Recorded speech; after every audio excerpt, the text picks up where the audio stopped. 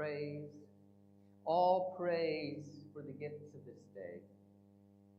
Praise, all praise for the gift of music and art, creativity, and all beauty that lifts and inspires our spirits.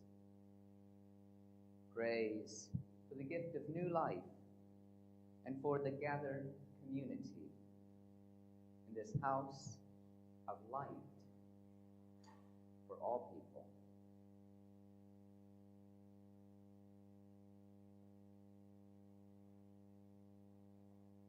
Good morning. Welcome to Cross Street Chapel. I'm grateful for your presence here, for those who've joined us in person as well as online.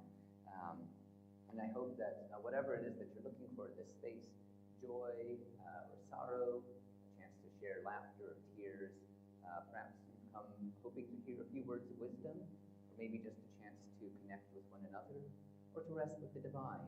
Whatever it is that's brought you into this space, I hope you'll find it. And I know you'll find a warm and welcoming community as well. Hopefully we won't be disturbed by the noise outside. As was remarked earlier, it's sort of a blessing that we have two thick doors. And I was going to say there's a lovely prayer, sort of bless us with thin walls so we can hear the needs of the world outside. And it's a lovely sentiment, but sometimes it's nice to just gather in the quiet sort of reflective space of our chapel.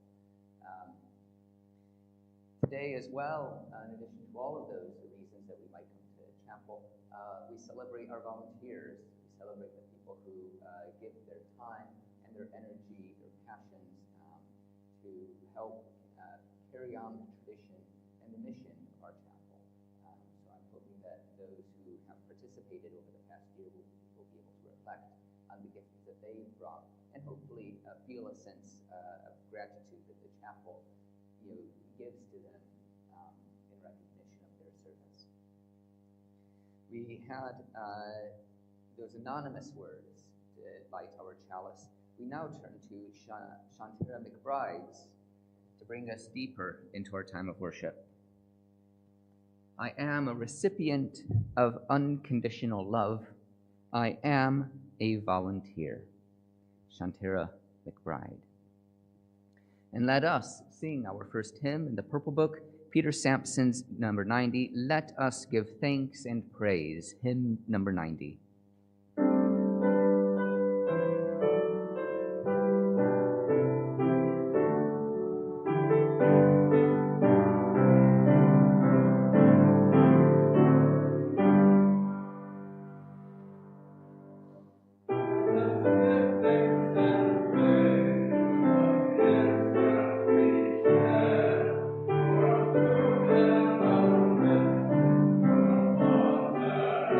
Yeah.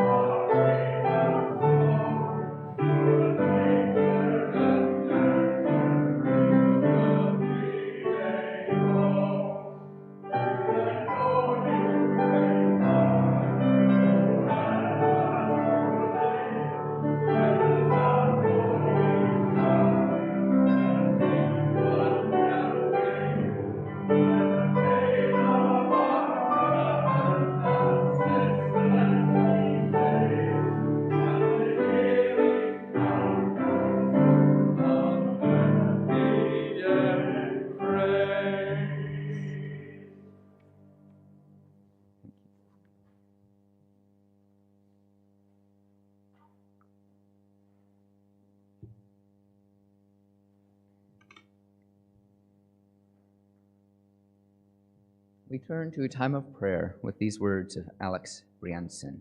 This is then followed by our covenant, which is printed in your order of worship and will appear online for those following at home. But first, these words. O you who animate the universe, you who are apparent to us all, you who give us the blessing of life, you who live inside us and without, may we learn to see you in creation, and may we find in this a comfort and a celebration. May we find a name for you that we can love, a call sign to help us find you, a mantra to mutter as we center ourselves, and try once more to treat others as we would have ourselves be treated. So may it be. Amen. And please read with me our covenant. We gather here in sacred fellowship to witness the fullness of our lives and all life, to hold and be held, tell stories and listen, to be renewed and renew the world. We speak with care and patience. We act with gentleness and compassion. We forgive each other and ourselves.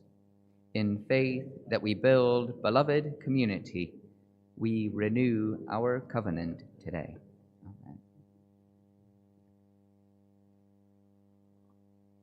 Rather than have a story or a sort of traditional reading, we turn to a sort of beatitude of sorts by John Boerens, who was president of the UUA, the Unitarian Universalist Association, from 1993 to 2001.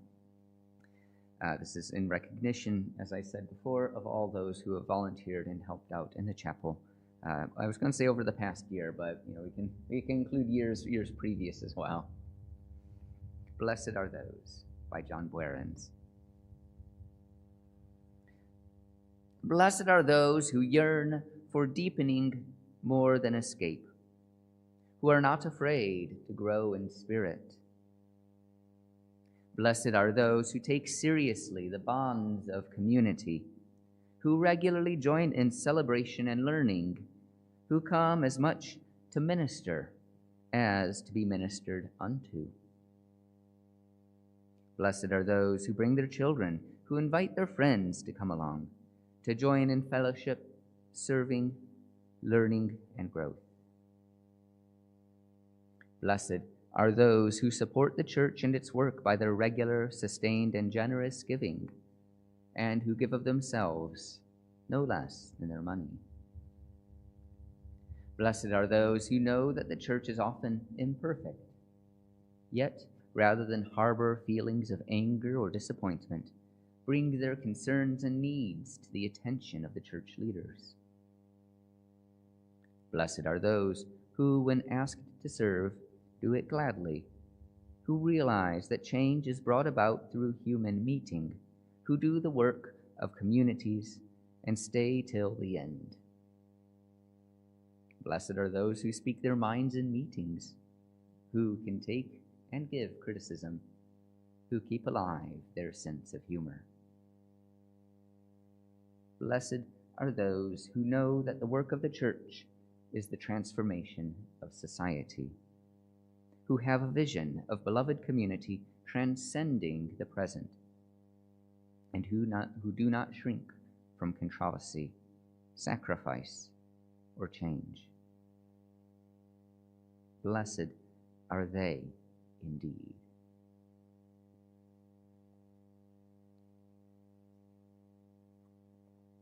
You have a chance now to share your own blessings, your joys, as well as your sorrows, your trials, and your triumphs. If you wish to share these publicly, please come to the microphone so you can, so people who are on the loop system, people who are listening online will be able to hear you. If you wish to light a candle, please do so, and light a candle in silence if you wish. That's all right. And as always, if you wish to remain seated, know that your presence here is enough. So I'd like to light a candle for my son, Thomas, who starts school tomorrow after having had 6 weeks off. It's been a lovely 6 weeks, but I think we're all ready for the next year, next academic year. But it's been an absolute blessing to have him, sort of have him through the days these past 6 weeks.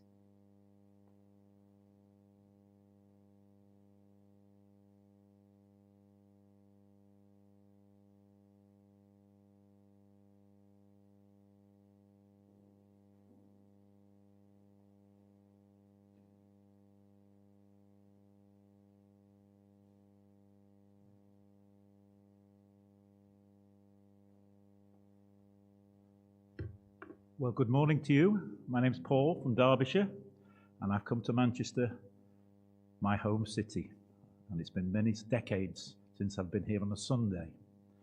I am a Unitarian, come from a little hamlet or a small town now in Derbyshire called Belper, Belper, with a Unitarian congregation which has an aggregate of about 40, and an average 22 to 25 turn up most Sundays from that aggregate. The chapel is 1700s, built by the mill owners, and the site is in a World Heritage Site along the valley in Derbyshire. I'm proud to be a Unitarian, and it was a must to come here today. So greetings from Belper, and I know those will be reciprocated from Manchester back to Belper next Sunday. I'm in a dilemma. Do I stay in Derbyshire or do I move back to Manchester? And that is my dilemma. And I hope by getting guidance that someone will direct me to the right way. But certainly one of the good points is there's a Unitarian chapel here in Manchester. That is a must. I wish you well. Thank you.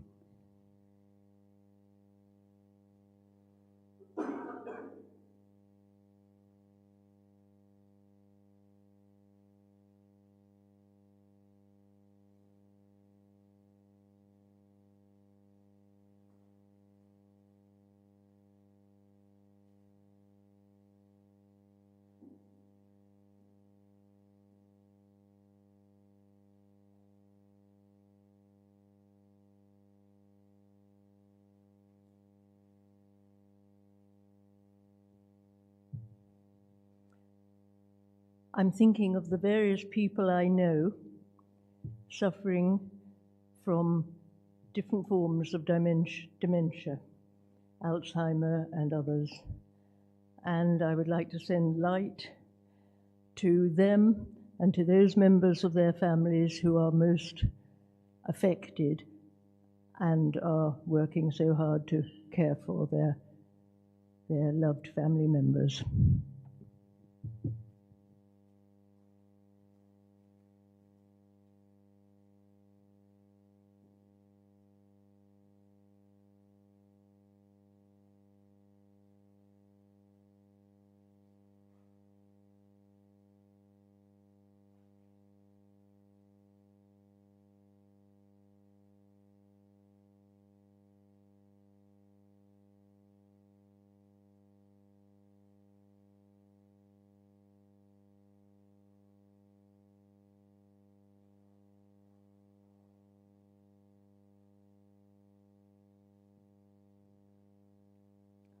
I just had my first night in my new flat and it went really well. It's a bit too small for a housewarming, but I have got a big birthday coming up in January to which you'll all be invited.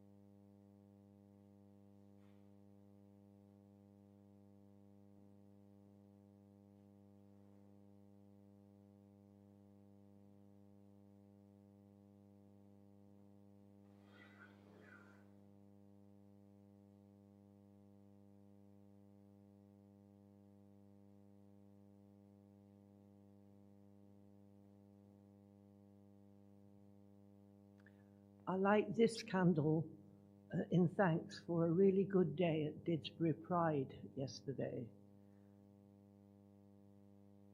We had 5 placards, and although there were only 3 of us from Cross Street Chapel, there was a Unitarian we hadn't met before who offered to carry one and got his friends to carry a couple too.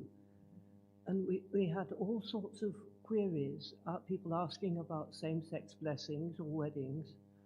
And on the bus home, somebody asked me about Unitarianism, so I had 2.5 bus stops worth to tell them. And then we had a delightful time over pizzas in my garden afterwards. So this is a Thanksgiving candle.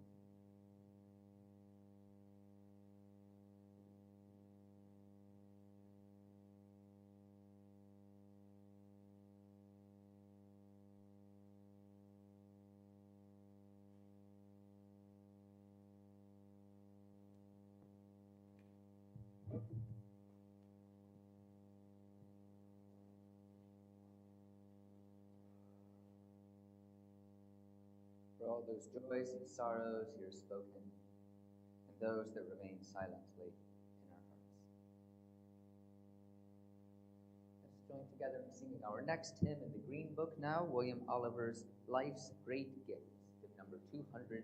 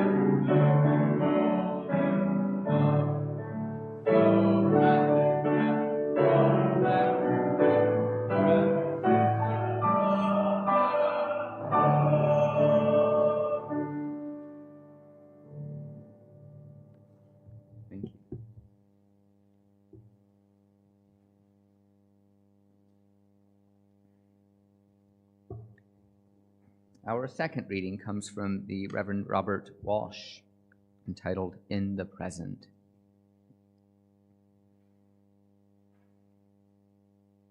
On a sunny day, I walked alone in a broad valley in Nepal, through an old forest with vines and moss and flowering trees and intermittent vistas and of the snow-covered Himalayas.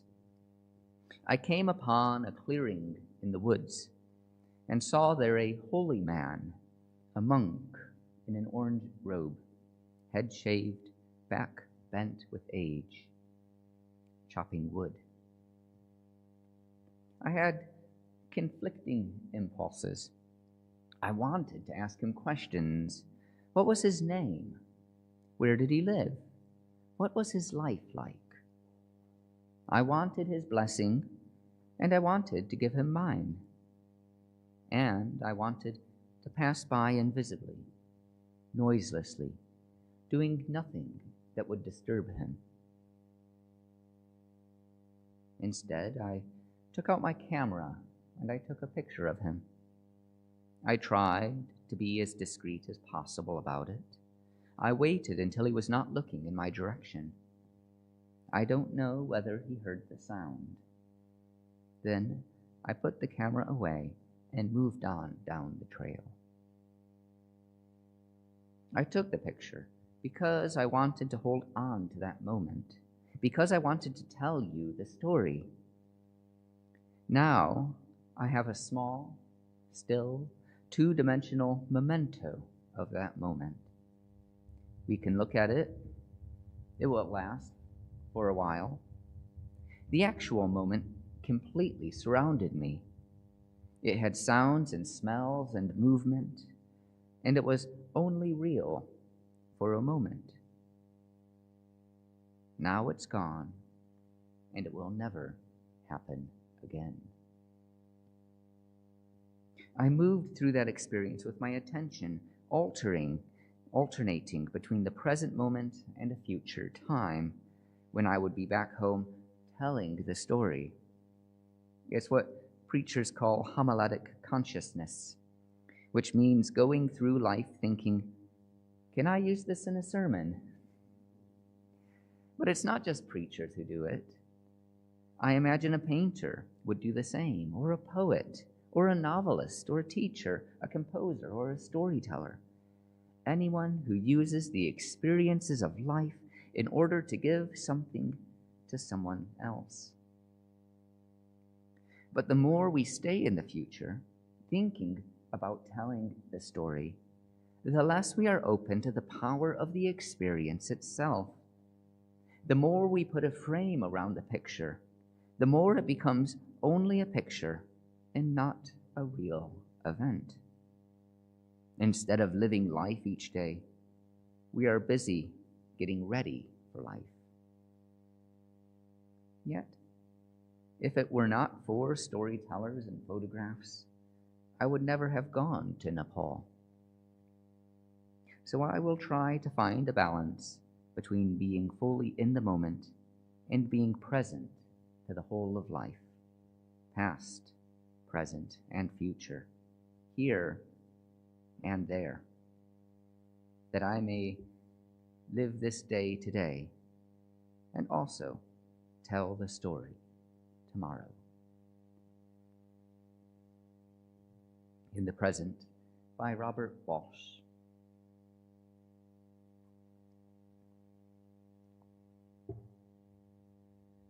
And let us turn now to a time of prayer, these words of Stephanie Ramaj.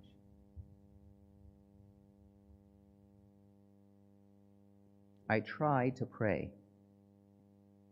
I want to pray. I need to pray. For support, for help, for reassurance. But the words won't come. I can't find suitable words. I know in my heart what I am feeling, and maybe those feelings are a prayer in themselves. But that is not enough for me until I have expressed what is worrying me, spoken the words out loud, said what is in my heart, given voice to anxieties which haunt me, which fill me with fear, which surround me like a cloak which is too warm on a summer day, or too thin in an icy wind. Until I can find those words, I remain ill at ease. My inability to pray my prayer just adds to my worry. I try to empty my mind. I try to see in my mind's eye a pale blue, cloudless sky, a silent landscape untouched by noise or movement. And then my prayer is simple. Help me to pray. Put the words in my mouth. Help me to say what is in my heart. Take away my fear of saying it. Just help me to say. Just help me to pray.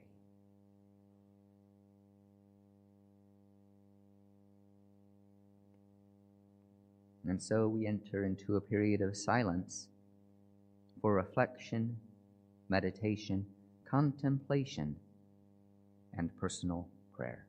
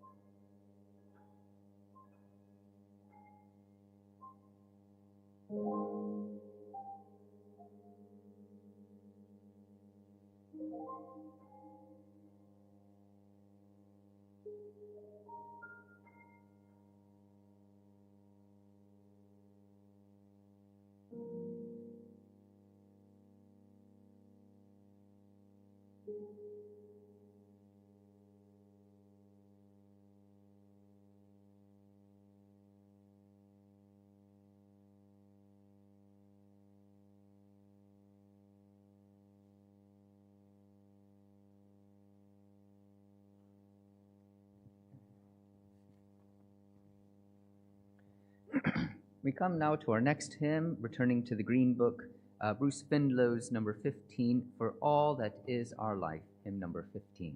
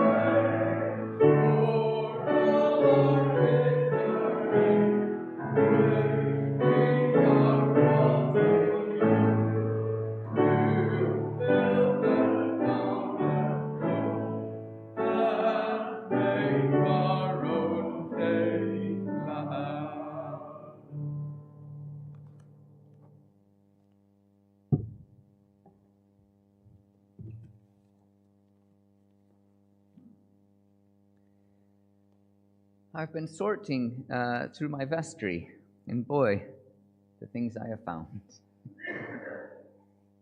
Drawers that haven't been opened in years reveal all myriad assortments of electronics and wires, random assortment of sherry glasses, which weren't mine. They were initially found with our communion set, though I don't include them when we hold our communions. Books that have served their use admirably, but perhaps should be retired. A compact of eyeshadow that's never been claimed. It's not mine. And of course, more interesting items such as papers. It's a sensitive process, reviewing confidential material, determining what should be destroyed or preserved, whether it can be moved to the archives or if it needs to be kept in my office. I did come across a paper that had been prepared 27 years ago as the chapel was being built. It spoke of the plans for the chapel and its accompanying space, the concourse, the offices, the potential that this building has for serving the community. And a quarter of a century on, I think we are fulfilling its remit admirably. The write-up makes reference to the chapel back in the 1920s, and I've spoken about this period as well a number of times over the past decade. For the uninitiated, in the early 20th century, Cross Street Chapel had become, as one person described it, moribund. The Manchester Corporation Act, passed in Parliament, allowed for the chapel to be compulsorily purchased with the aim of tearing it down to straighten Cross Street. The outbreak of World War I, however, prevented this. And in the early 1920s, a new minister was appointed who oversaw a huge revival. According to a letter that he'd written to the trustees, the chapel saw 1,000 people crossing its threshold each week. This was H. Johnson.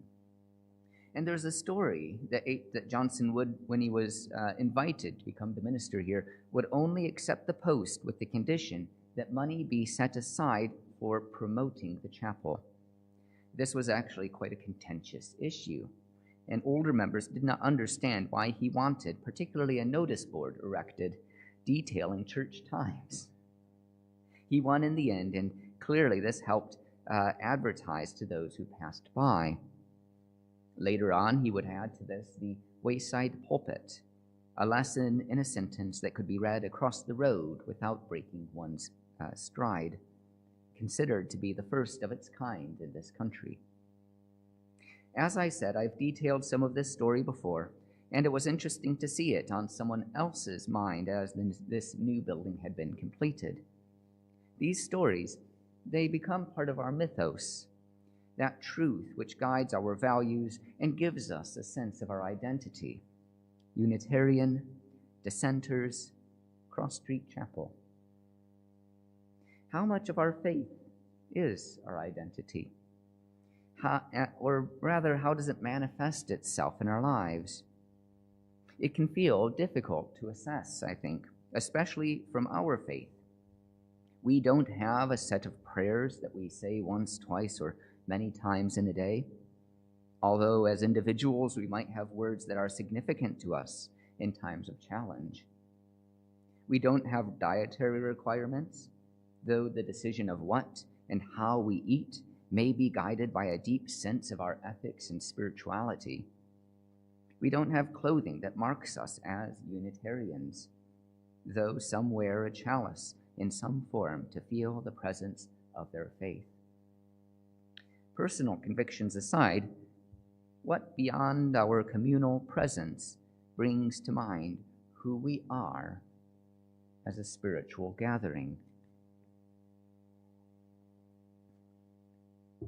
Prior to Manchester Pride, I was asked about their sponsorship by Booking.com.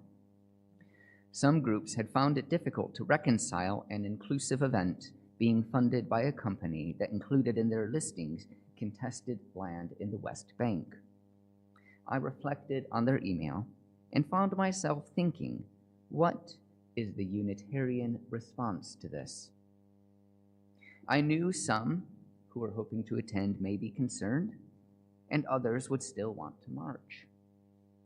But I was most aware of the possibility of people marching without the knowledge that they deserved. So the decision was made to inform people as well and as equitably as I could. That, for me, became the Unitarian response. And it slightly shames me to say that I cannot recall the last time that I asked myself that. What is the Unitarian response?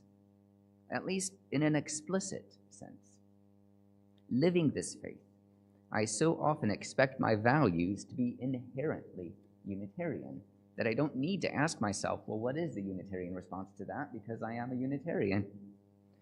Though I perhaps should realize that I might be more willing to challenge myself. Robert Walsh recounts a story about a trip to Nepal. Witnessing a monk carrying on with his daily business, he was so taken with this image that he captured it on film. This is then drawn out into an exploration of our relationship with the future, seeking to preserve our experiences, however imperfectly, as well as the present. How aware are we when we are trying to capture a moment? Although he doesn't say it explicitly, there is some sense of the past as well.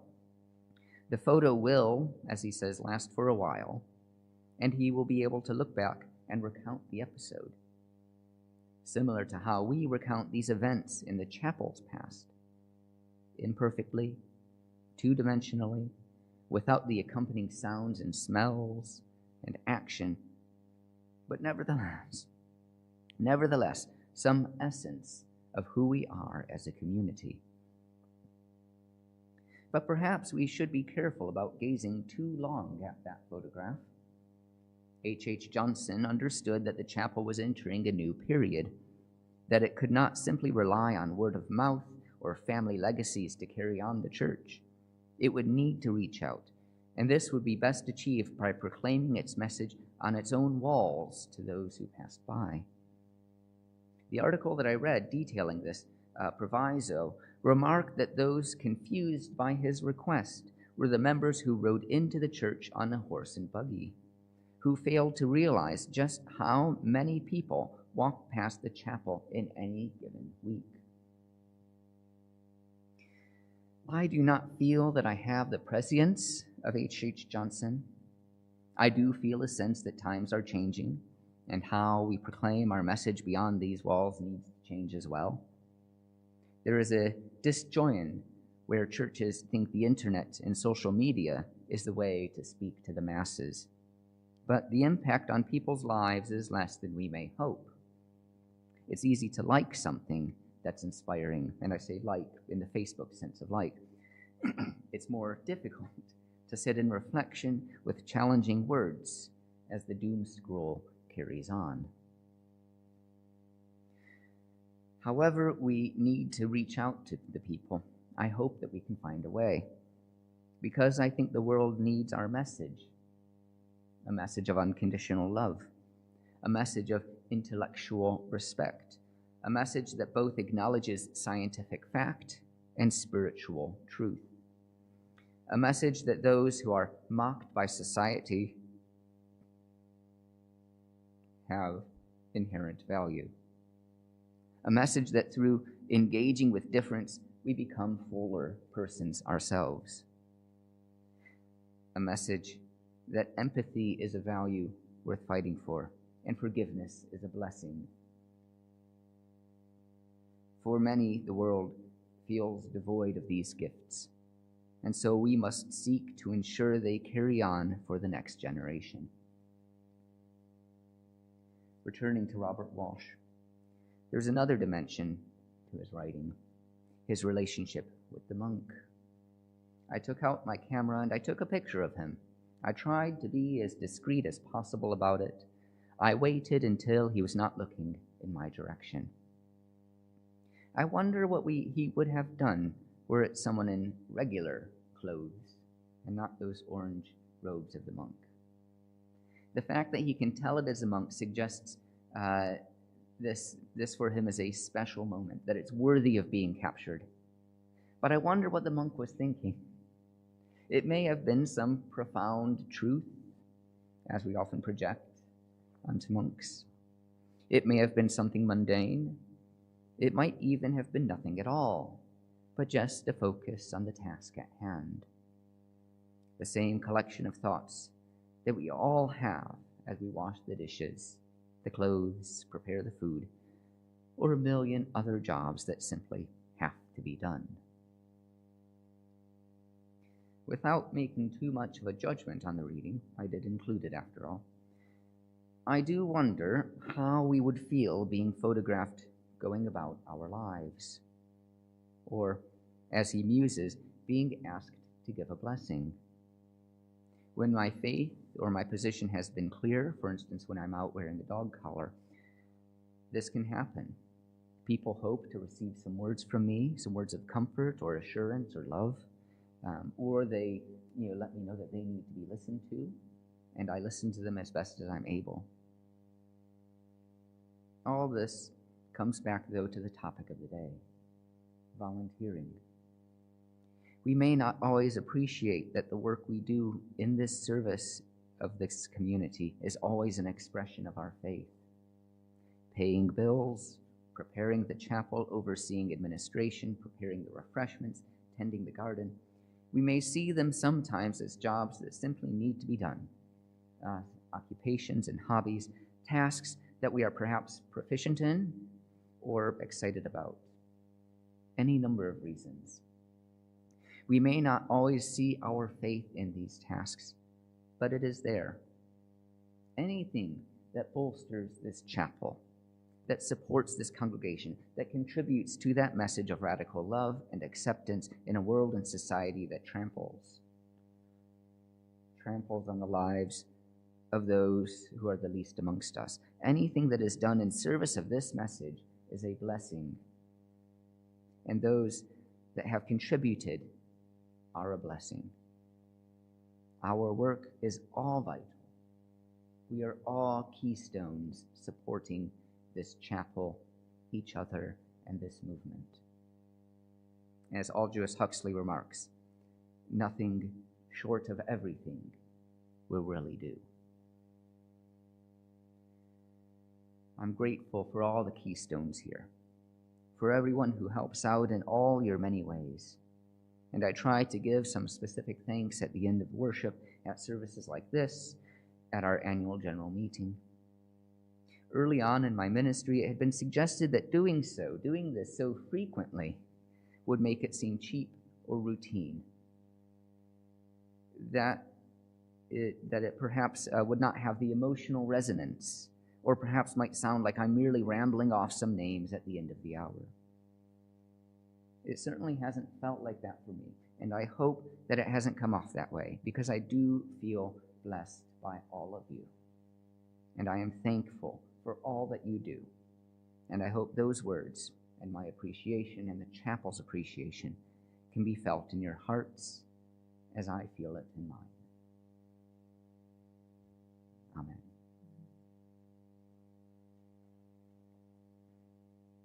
A few announcements before we sing our final hymn.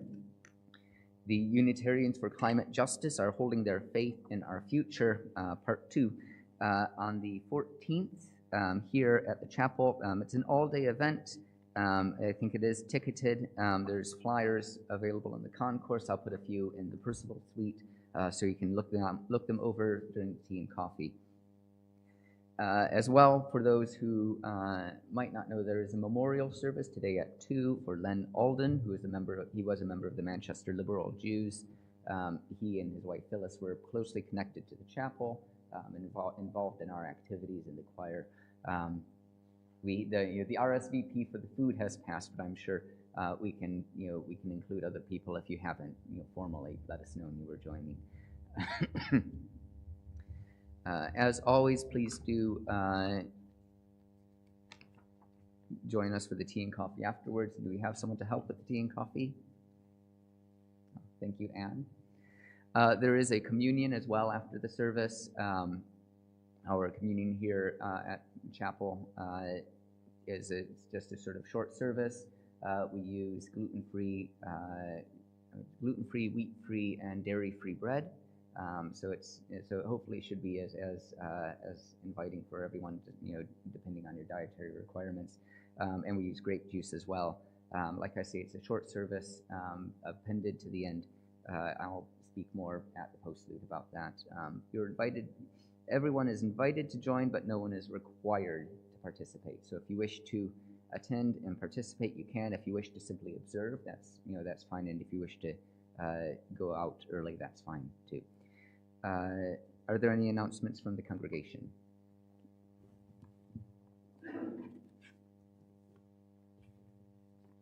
Anne has lent us a copy of the guidebook for the Gaskell House, and you're free to borrow it and return it and excite yourself about all the works that the Manchester Historic Buildings Trust have done to 84 Plymouth Grove. Thank you, Joe. Yes, hopefully with my son returning to school, I'll have a bit more time for some of the tasks, such as setting up our chapel's visit to the Gaskell House. So if you haven't let me know your availability, please do so as soon as possible. We have our lunchtime recital on the 27th of September. The Kel Wind Trio, our recitals are at 1. They are free to attend, but we are grateful for any contributions which go to the artists to recognize their time, talent, and energy. There is also our own climate conversation will be on the 22nd and should be visited with the current Unitarian President, Jeff Livermore. And then finally, on the 28th, the National Unitarian Fellowship is holding a whole day event here as well. and there's details on the concourse about that too. Let us then sing our final hymn, number 193. We laugh, we cry, we sing, we die. Hymn number 193 by Shelley Jackson Denham.